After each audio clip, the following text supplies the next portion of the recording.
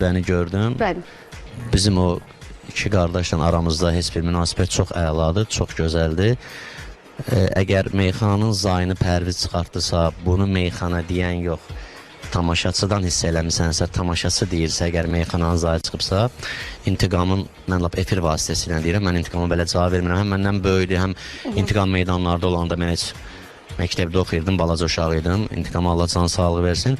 Amma İntiqamın o müsahibəsinə deyəndə, orada çox komment gəlib. Bəli. Mən İntiqama deyərdim, o kommentləri oxuyaq, sən elə şeylər var ki, sənət barədə, həyatım barədə, şəxsi həyatım barədə danışanda mən birbaşa özüm cavab verirəm. Bəli.